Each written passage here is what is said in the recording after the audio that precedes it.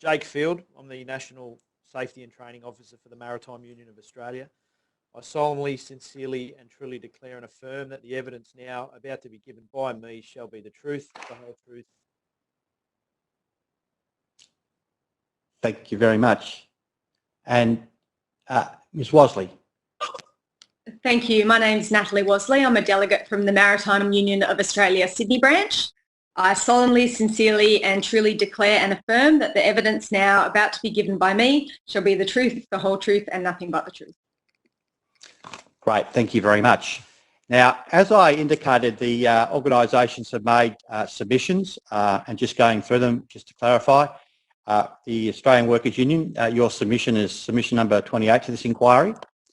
With respect to the Australian Services Union, New South Wales and ACT Services Branch, your submission is number 40 to this inquiry. And the Maritime Union of Australia, your submission is number 42 to the inquiry. So all those submissions have been received and in fact have been adopted as submissions for the inquiry. So I'll provide each of you with an opportunity to make an opening statement, which means there's no need to go through in depth what you've covered in your submission. That can be taken as read, but make an opening statement and then keep it relatively short. Then we'll open it up for questions from committee members if that's agreeable. Is that okay? So if we start with Mr. Sage, and listen, you don't have to make an opening statement, but it's there for you to do so if you wish to set the scene. So, Mr. Sage, did you have an opening statement you'd like to make? Yes, thank you. The AW, yes, sorry, can you hear me? Yes, I can. Please proceed. Yep. The AW thanks the committee for the opportunity to appear today in relation to this very important inquiry. Of course, in more recent months, all areas of society, including the trade union movement, work health safety regulators and the government have, of course, been focused on the pandemic, but we must not forget that only a few months before that we faced the ravages of a catastrophic bushfire season, and it is vital in the union's view that we not sideline the urgent reforms needed as a result of that earlier crisis. The AWU represents over 20,000 workers in New South Wales. And we have two parallel interests in this inquiry. Firstly, as it was indicated by the chair before, we do represent workers in a number of outdoor industries, including civil construction, horticulture and quarrying and mining.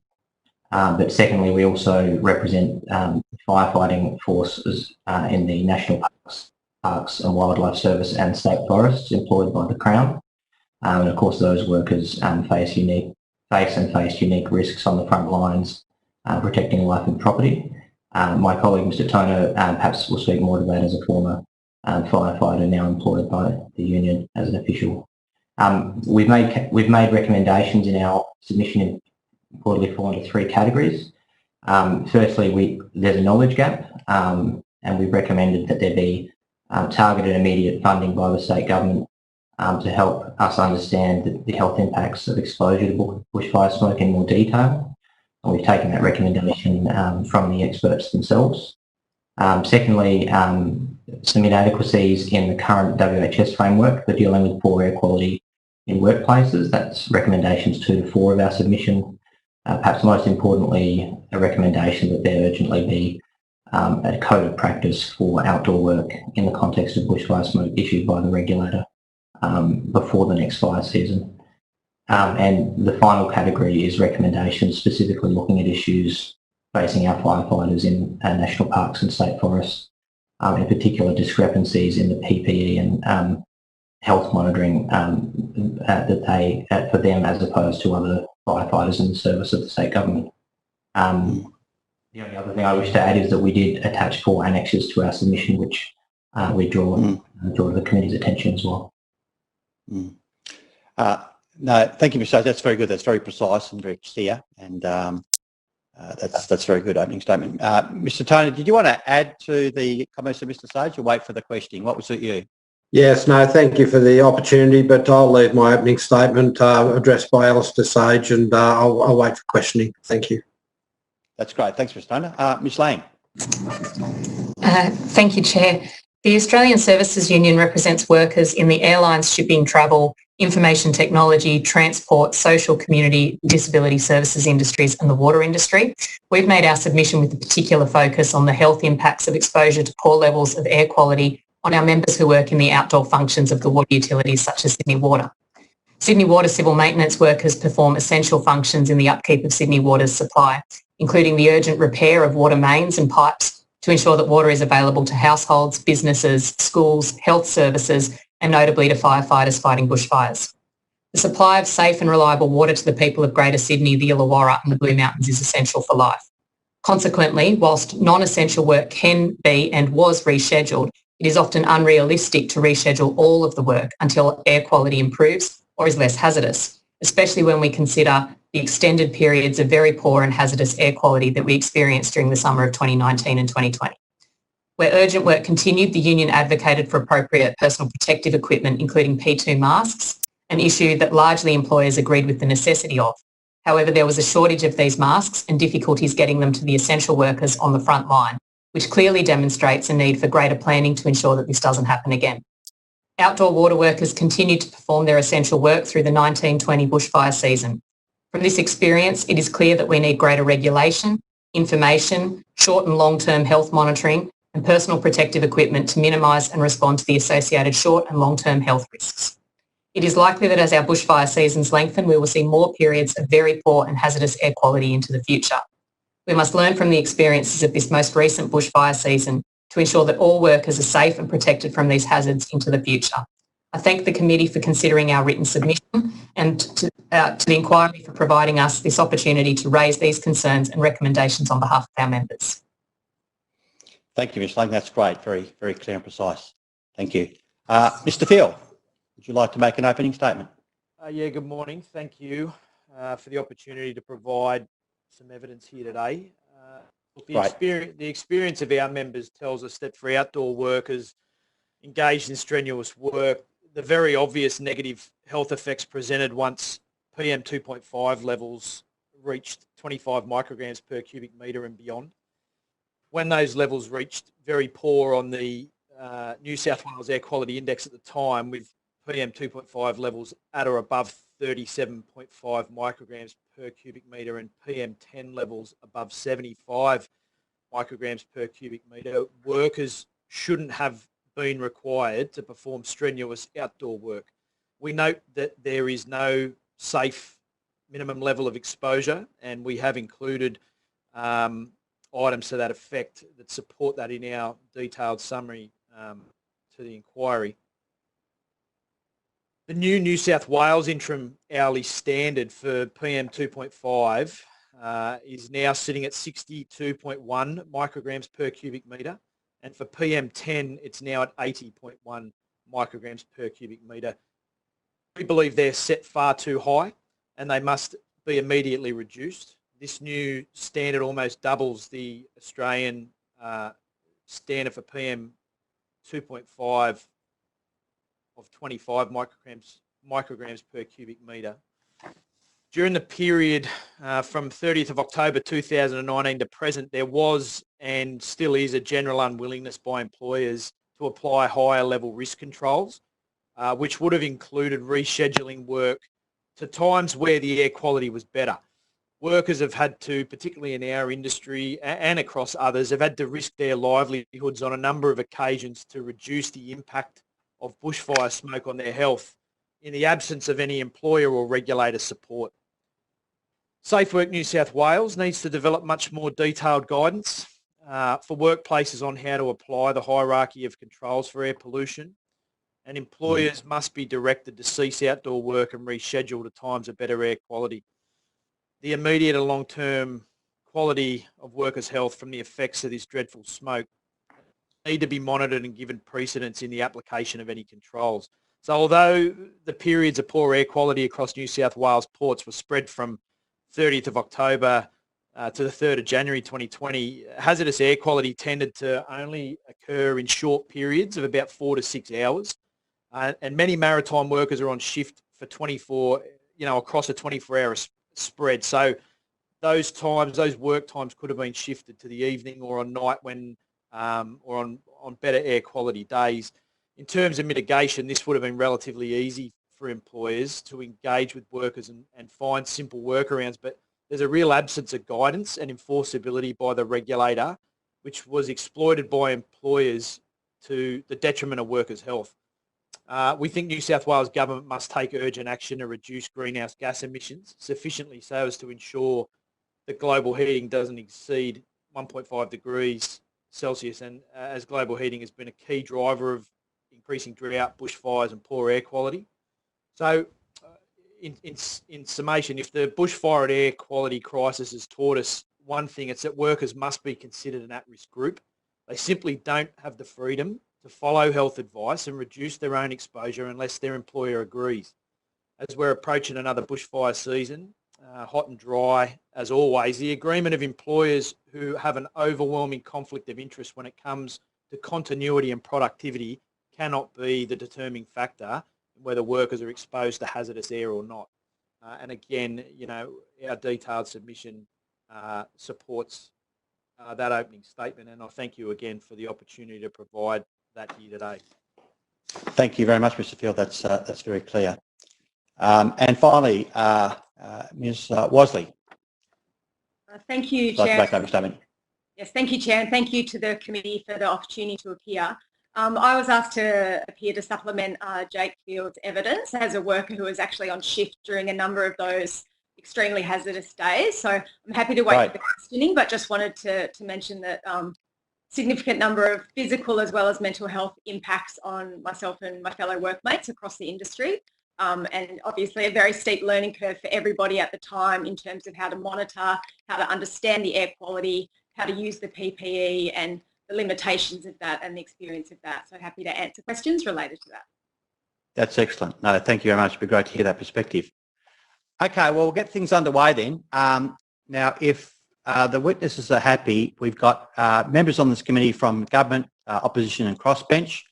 So what we normally do is share them around between ourselves and then get those persons asking the question to identify who they're directing the question to, so it's very clear who's going to be receiving the question. So would someone like to get things underway?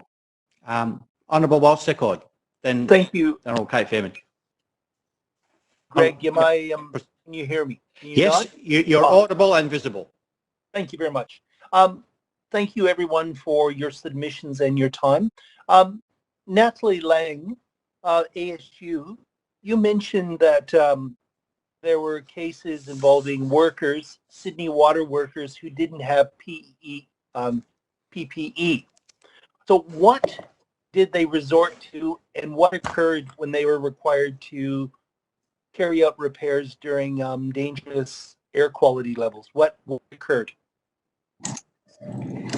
Thank you for the question.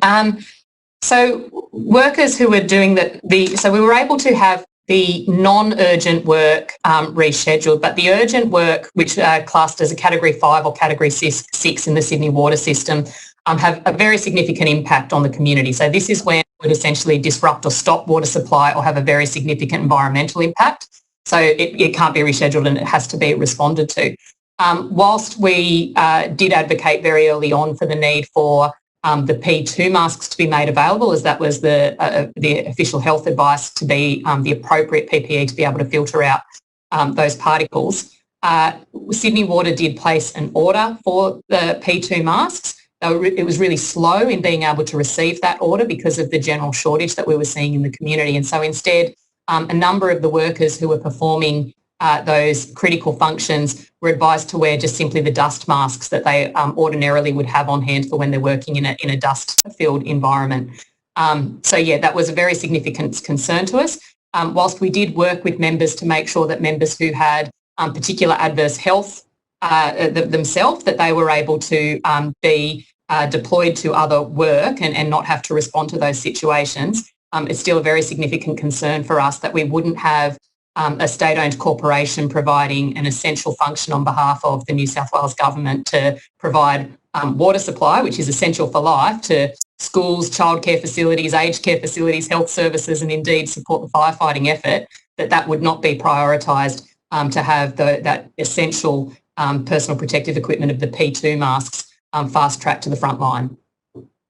When did the actual masks, did they eventually arrive, and when did they arrive? For a lot of workers, they didn't arrive until actually the end of the bushfire season. Right. Okay. Now, I would like to ask a quick question to Mr. Sage of the ASU. So AWU. Sorry, AWU. Sorry about that. Yeah, that's okay. So what advice or guidance do you provide to workers who, in fact, are required to work during periods of poor air quality? Well, the advice the union would provide is that the work should only be continuing if it's safe to do so, consistent with the work health safety legislation, and that the employer, or as the PCBU, the person with control of the business or undertaking, is required to provide sufficient PPE and follow the hierarchy of controls to ensure that the workplace is as safe as possible. And if those controls, if effective controls can't be put in place and the air quality is at a dangerous level, then work should cease.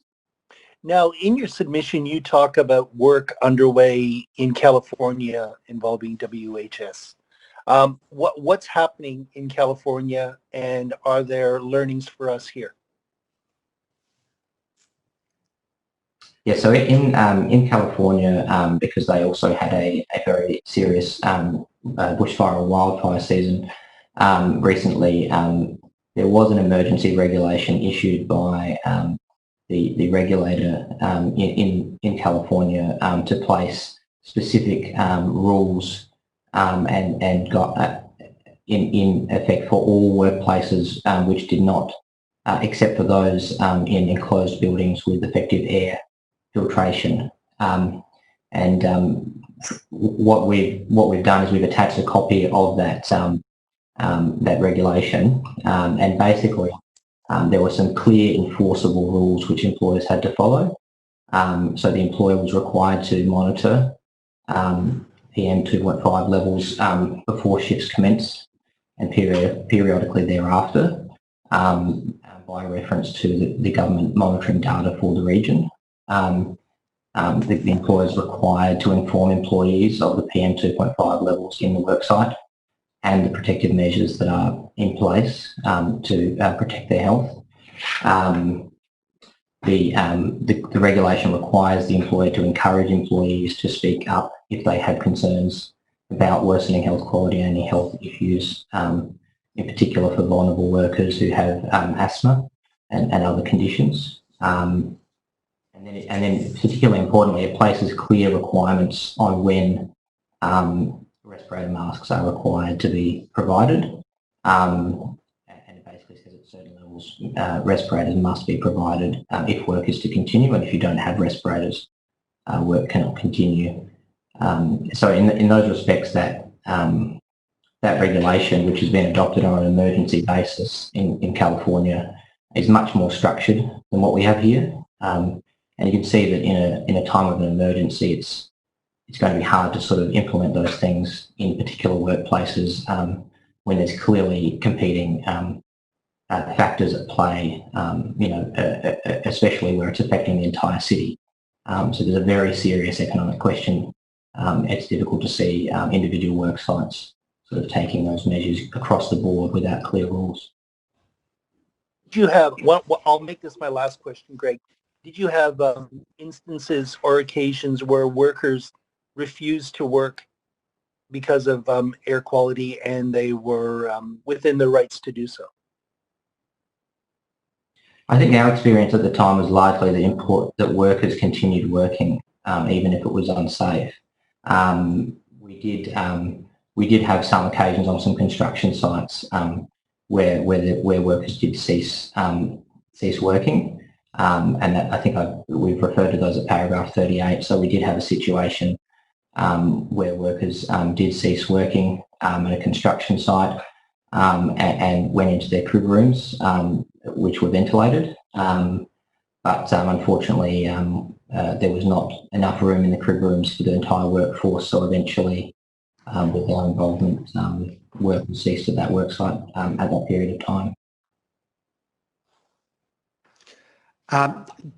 Quick one from me, Mr. Toner. I just note that you're an organiser from the southeast region of New South Wales, which obviously, as we know, were very badly affected by bushfires over the Christmas, New Year into January period.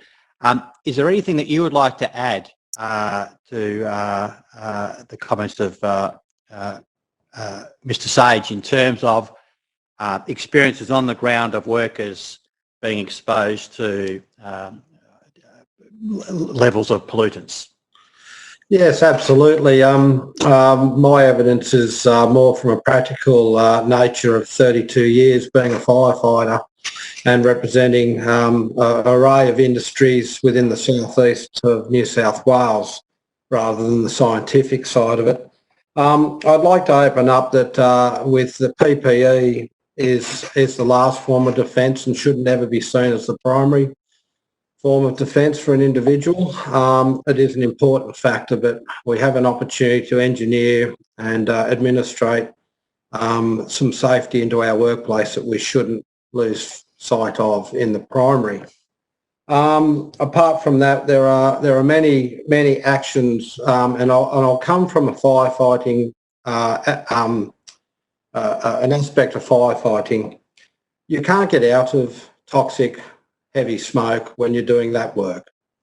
The best you can hope for is a rotation in duties that will give you some relief during that operational phase. We called it back in the day the smoky side of the fire or the happy side of the fire. It was depending on which way the wind was drifting or blowing, was which side of the fire was toxic or non-toxic. In that environment, no PPE that we currently have except for contained breathing apparatus will keep an individual out of that toxicity. A mask or a wet cloth around the face gets you by. Quite often you see people getting down low on the ground to get some clear air so they can keep working. The second priority, the second issue we have is also fatigue and heat stress management. The more layers of clothing you put on the surface of the skin, of course, the hotter the individual gets, and that can quite often add to a level of risk that will outweigh a potential risk down the future of inundation of smoke over a period of years that someone could actually fall over actually on the fire line with heat. So it becomes a lower priority to the people on actually doing the work. The strenuous activity is extremely important. That people, even if they do have the right equipment, quite often remove the equipment due to heat and heat stress situations. The best thing that we were ever able to do was to introduce air-conditioned vehicles to the fire line and the like, so we could have a controlled environment. But with that also, with cutbacks in government funding and the like, a lot of those types of maintenance issues get... Point of order, Chair. We've already addressed this. There are no cutbacks from government funding. I'd ask you to just address that point. Well, the witness is providing an explanation as he understands it. You may disagree, but he's entitled to express that position that he believes is correct. I understand that, but I mean, I might believe in aliens, but that doesn't necessarily make that correct either. We've been through this in the Parliament. We know that there is no cutback in government funding, and I'd ask you that it's not a point of order, as I think you probably appreciate. That's a debating point. So I'd ask the witness to continue his evidence. Okay. So please continue. I can reframe it. The prioritising of the funding, it probably isn't into the maintenance of equipment effectively, and therefore little things like vehicle filters in cabins and things like that get overlooked in fire season. So they're not always effectively maintained to work at their best capacity. And I'm sorry to say, but this is with 32 years experience. I speak from this boundary. Sure. So all in all, from that side of my experience through to industries working within close proximity of active fire fronts and the issues that those workers also were presented, I think there is a hierarchy of control from the direct impacts through to people that may be not as directly impacted that could be addressed through, I believe, better mechanisms of engineering and administrative controls, and not just to be relying on the PPE as the fix-all. That's about it. Thank you. Okay. Thank you. Okay. Now, who might have some questions? Chair, I've got some questions. I think I said the Honourable Kate Fairman and then to the Honourable Wes Fang. So let's do it in that order. Okay. Honourable Kate Fairman. Thank you, Chair, and thank you everyone for appearing before today's inquiry and for your submissions. I just wanted to go to, I think it was in the submission by the AWU, Mr. Sage, and just ask you, there is a part of your submission where you suggest that you have been, or the union has been requesting the provision of P2 masks from the government for national parks and forestry workers. That's in your submission. Is that correct? And if so, I'm just wondering what the government's response, if anything, has been to that. And it's a general question to everyone as well, given the impact of the bushfire smoke, given that we're still not out of the woods, so to speak, in terms of this, and we could still have a bushfire season, of course, next year or the next, and obviously we'll have another bad one quite sooner than later. Has there been approaches by New South Wales Health or Safe Work to discuss with you the impact of outdoor smoke and bushfire smoke, on your outdoor workers? And if so, if you could talk about what that is, because we have them appearing on Friday. So to go to Mr. Sage first. Yes, thank you. In our submission, we did note that, yes, AWU members, AWU on behalf of its members at National Parks and Wildlife Service has made requests on a number of occasions for review of the provision of masks. And my understanding is that that's an ongoing request. We're still yet to be satisfied that there's been any appropriate changes, because, and for the reasons given in the submission, that we saw on a number of occasions, our members have advised us on a number of occasions that they were fighting very dangerous fires side by side with other firefighters employed by the government, but far less well equipped in terms of they might have P2 masks and the fire and rescue firefighters had P3 respirators, and even more serious issues when they were fighting structural fires side by side, both in terms of lack of equipment and also training in terms for those kinds of fires.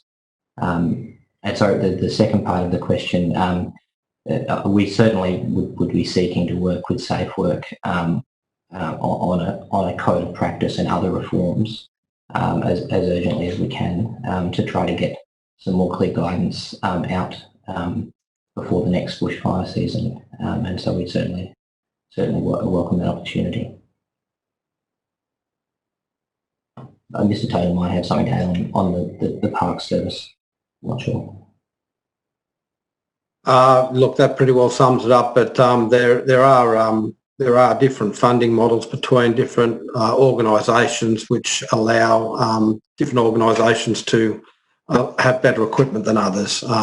If you went from, say, a combat agency such as Fire and Rescue and the Rural Fire Service of New South Wales are far better equipped in relation to PPE than, say, the Forest Corp or National Parks and Wildlife Service, that we do operate side by side. Okay. All right. Thank you. Mike, I do want to also ask about the situation with the government responding to the call to provide more frequent reporting of air quality by implementing that interim standard, although I think a number of you mentioned in your submission that was higher than the previously hazardous air quality standard. So I think Mr. Field, it was in the MUA's submission specifically, I think you said workers were also shocked and dismayed that the New South Wales government had done this. Could you expand on that, particularly, do you have the background as to how the government came to this, or did it just come out suddenly and you were notified of it somehow? Yeah, thanks. In terms of how the government came out with it, I think I'd hazard to remark on that. I think you can take that on notice. I think I will take that on notice. That's okay. We also have them here on Friday, so don't. Yeah, sure. Just burst a boiler over it. No worries. Look, just in terms of that that statement in our submission, we, in the absence of any real ability to identify to our members and to workers an up-to-date live example of air quality, we had to source that data from various means, and at the same time employers were also attempting to seek that data from their own means, and there was a whole host of shiny apps available that used US air quality index or indices and applied that to New South Wales monitoring information. We used the Air Radar app, which was developed and operated by Uni of Tasmania, and from that we were able to use the New South Wales Air Quality Index,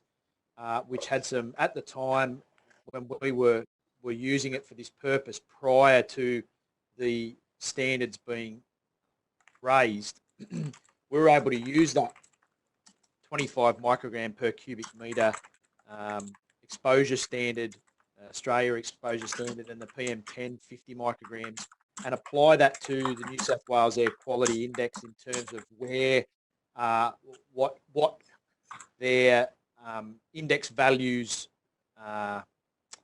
I guess inferred. So at poor, New South Wales Air Quality Index had a poor numerical rating of 100 to 149, which, using the PM 2.5 25 micrograms per cubic metre equation, and there was some mathematics buried in the back end of the New South Wales Health website, we were able to perform a calculation that basically gave us a figure that related to PM 2.5 for the indicator of poor between 25 micrograms per cubic metre and 37.25 micrograms per cubic metre. So that is where, at that sort of 25 micrograms per cubic metre of PM 2.5 I'm referring to here specifically, is where we started to get the increased first aid reports and the increased prevalence of symptoms, the runny nose, the watery eyes, the difficulty breathing, the fatigue, and using that New South Wales Air Quality Index, we were able to develop, and I believe it may be attached to our submission, a table that we were then able to furnish our members with in terms of being able to identify when they looked at the Air Radar app. They could then interpret the figures that they were seeing for PM 2.5 and PM 10 on that app using the New South Wales Air Quality Index, which I might add at the time, the advice was for the general public, and the wording and language that was used by New South Wales Health in terms of what action should people take at those different air quality measures was, we believed, quite robust, and we then adapted that in terms of the work health and safety obligations under the New South Wales legislation to be able to put in place controls in line with those the Air Quality Index guidelines and indicators, using the Air Radar app information gained from the New South Wales monitoring stations to be able to provide information to workers on what they should do to mitigate their exposure during those increased times of poor air quality. Thank you, Mr. Field. Chair, can we just jump to Ms. Wasley? I know, sorry, Wes, that you had a question, but just to ensure that we get her experience as a worker with the previous, is that okay? Yes, I was going to, well, let's do this. I think Mr. Honourable Wes Fang wants to jump in, but I was going to ask the same question to Ms. Wasley to give some practical on-the-ground insights into the issue. But we'll go to Honourable Wes Fang first. Yes. Chair, look, I'm happy if you want to ask that, because I was just going to ask about which of the unions had written before the 1920 bushfire season to the relevant authorities, and if they hadn't, why not? But I'm happy to take the question as you and Ms. Fairman were going to present. Okay. Honourable Kay Fairman, you asked the question then to Ms. Wasley, and we'll hear from her then. Yep. Thank you, Chair. Just as Mr. Field talked about the advice provided by the government, I suppose, and the situation of workers trying to find their own advice. Firstly, I'm interested in the impacts on workers, and then the difference potentially that knowing about the kind of 37.5 micrograms in terms of air quality index, I think that's, or is that PM 2.5? Yeah, the difference that may have made, whether you and your colleagues saw a difference there as a result of that certainty. Sure. Well, just to say, even at the lower levels of poor air quality, so poor or very poor, people definitely reported, headaches, fatigue, eye irritation, and things that Jake had mentioned before. There was a noted difference between when the levels of PM10 were elevated, because they were much more visible and had a more immediate impact, for example, on breathing. We do quite physical work, and so you'd notice quite rapidly the impact of that visible PM10. We saw from monitoring the apps that quite often that was followed by the PM 2.5. So even though visibly it looked as if the smoke had cleared somewhat, the more dangerous, smaller particulate matter had actually come in afterwards. And so people were being asked by their employers to then go back out on the job or increase the length of their rotations, because it looked like the air was at a better quality, whereas actually the more dangerous particulate matter had come in. The problem with the PPE in that situation is, because it's a very high-risk environment that we're working in, we rely a lot on radio communications between our teams, and you just simply can't speak through a rubber mask or a canister mask on a radio. So people were removing their masks periodically or leaving them off for the period of that rotation, which was increasing their exposure. A lot of the levels are looking at exposure over an hourly period. We're on 8 to 12-hour shifts. So I think if we're looking at standards and regulations, we really need to think about outdoor workers and the length of time that they're actually out there in that environment. The physical impacts are very real. We had a number of people bringing their children's asthma puffers to work, for example, and trying to use those. We had issues with being asked to use machinery that may have air conditioning but didn't have proper seals or didn't have the appropriate filters to actually filter out that particulate matter. So I think there needs to be a lot of education done across society, and to let people understand, the impacts of, even if you're in a machine, then you may not be safe. Even if you have a mask, you may not be able to wear it for the duration and in a way that's appropriate for that period. And the last point I want to mention is that it raised quite a lot of anxiety amongst workers. Firstly, because people were forced to self-identify and say that they felt like they were more vulnerable and at risk, and that isolated them within the workforce. If they didn't want to undertake a particular duty, other people felt like they had to cover for them.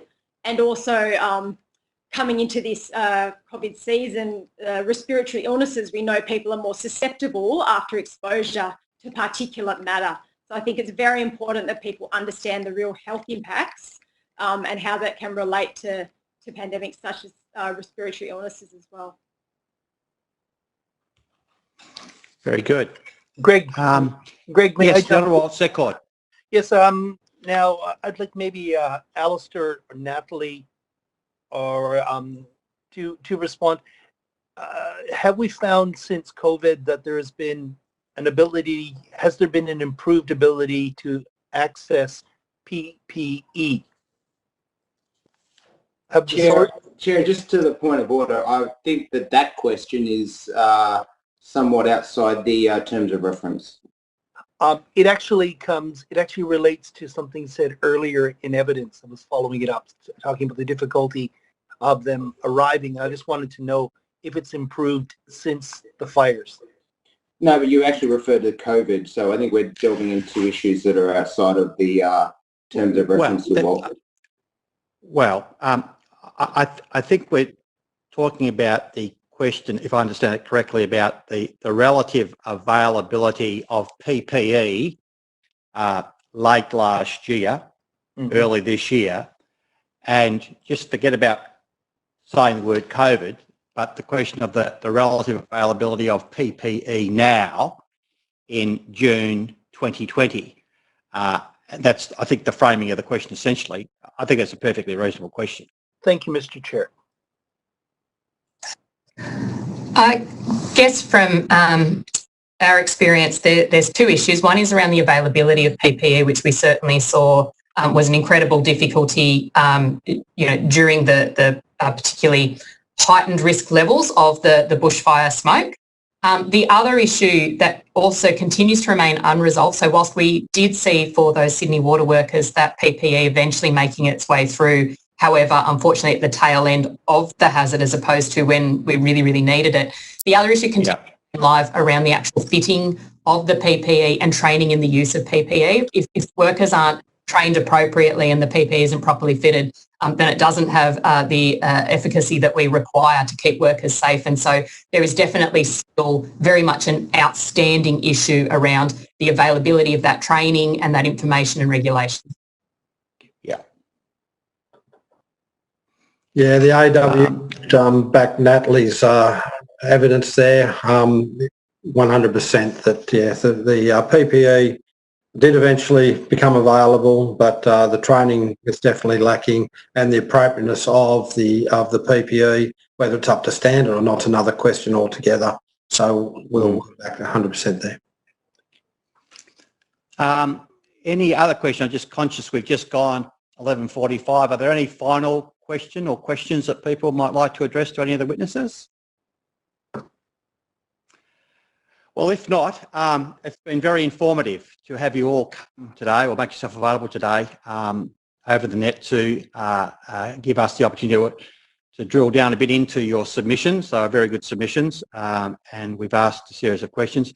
I think there may be some questions on notice that might flow from reading Hansard, which we'll wish to follow up with, and questions on notice will be provided to you. We have a turnaround time of 21 days for you to look at those questions and to provide answers, and that will be incorporated into the evidence of inquiry. So on behalf of the committee, all thank you very much for making yourself available today. It's been very helpful to us to give us some of the broader thoughts and some of the very specific on-the-ground insights into the effect of air pollution and related matters. So thank you very much.